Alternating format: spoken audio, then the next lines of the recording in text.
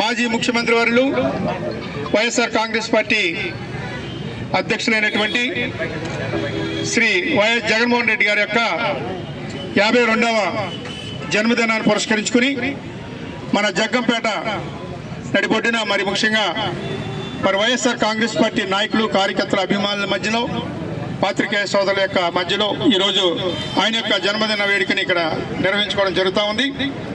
మరి కార్యక్రమానికి ఇచ్చేసినటువంటి వైఎస్ఆర్ కాంగ్రెస్ పార్టీ నాయకులకు కార్యకర్తలకు అందరికీ కూడా పేరు పేరున మొట్టమొదటిగా హృదయపూర్వక ధన్యవాదాలు తెలియజేసుకుంటూ, అలాగే మరి ఈరోజు జన్మదినాన్ని జరుపుకుంటున్నటువంటి మన పార్టీ అధినేత మాజీ ముఖ్యమంత్రి వారు శ్రీ వైఎస్ జగన్మోహన్ రెడ్డి గారికి మన అందరి తరఫున జగ్గంపేట నియోజకవర్గం తరఫున ఆయనకి జన్మదిన శుభాకాంక్షలు తెలియజేసుకుంటూ, మరి ఈరోజు రాష్ట్ర మాజీ ముఖ్యమంత్రి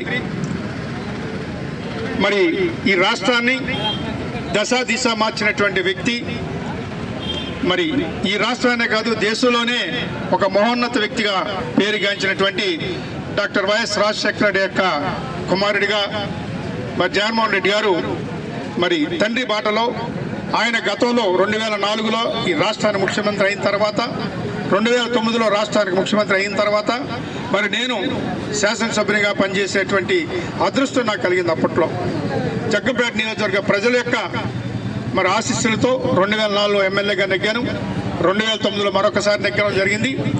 మరి ఆయన చేసినటువంటి కార్యక్రమాలు ఈ జగ్గంపేట నియోజకవర్గంలో గతంలో ఎవరూ చేయని విధంగా ఈ నియోజకవర్గంలో మనం చేసుకోవడం జరిగింది. అప్పట్లో ఎందువల్లంటే గతంలో ప్రభుత్వం చేసేటువంటి కార్యక్రమాలే యథావిధిగా చేసేవారు.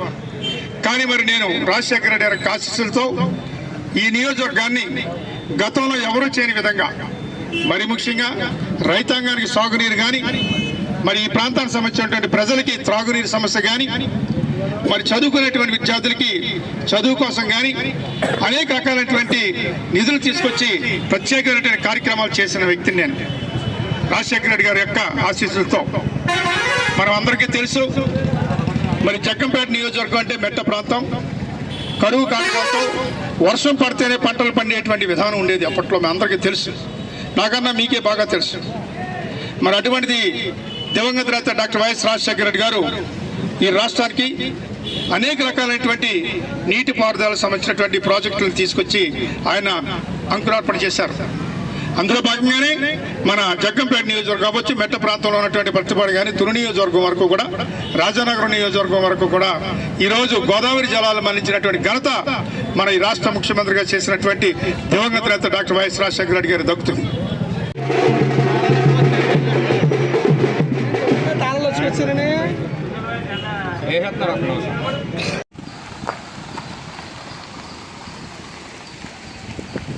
నాయకత్వం